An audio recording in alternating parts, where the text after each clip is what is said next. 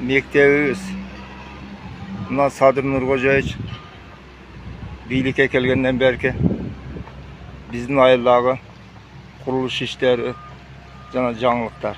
Kuruluşu жүрүп жаткан бул объект Баткен районунун Кыштут айылынын жаңы мектеби. Бул самалык элди кубандыргандай эле бар. Анткени элеттик окуучулар дээрлик жарым кылымдан ашык убакыт мурун салынган эски мектепте билим алып, бул жагдай айылдын көйгөйүнө айланган эле.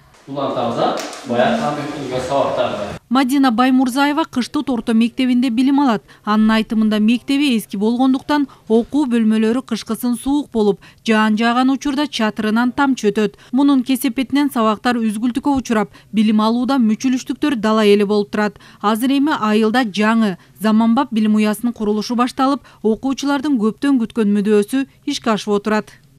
Физика, химия, информатика сабактарында өзүнчө каналар, кабинеттери жок болгондуктан биз мындайча айтканда типтүү мектептин окуучулардан кичине арттабыз десек да болот. Биздин жаңы заманбап мектебибиз бүтсө, биздин деле ошол жаңы заманбап мектепте окуп, билим алып, ошол жерде жакшы ийгиликтерди жаратат элек.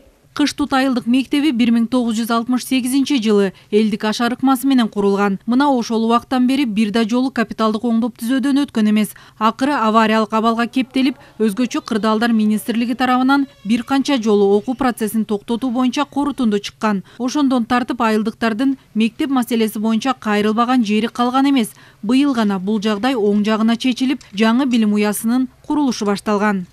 Биздин дагы тилектер орундалып, өтө кубанычтабыз. 150 орунду мектеп, типтүү мектеп, 2 кабаттуу мектеп башталды.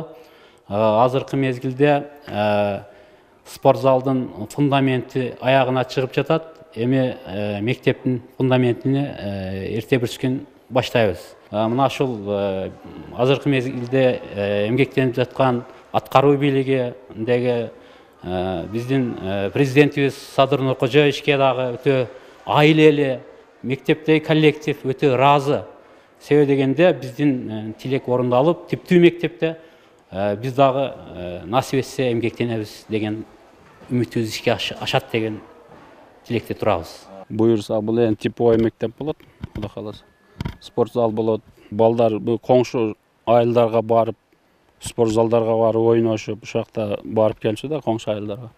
Азыр эми буюрса спорт зал бүтсө, эми баягы көчөдө жүрбөй башка айылга барып энди бир эле спорттун аркасында эмес жер чатак болуп, энди чогушоңдор токтоп, өзүбүз деле ойноп, спорттун түрү менен ошол жерде жакшы неме болот деген ойдобуз.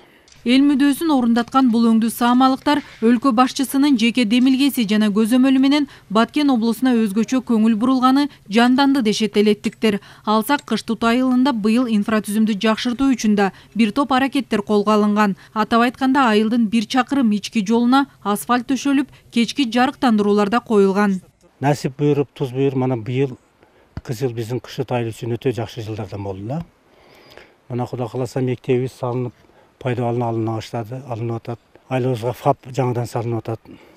Мечитибиз кайрадан салынып атат. Бул салынуунун эң негизги себептери биздин азыркы бийлик өтө бизге көз карашы жакшы болуп, жакшы иштер башталды да.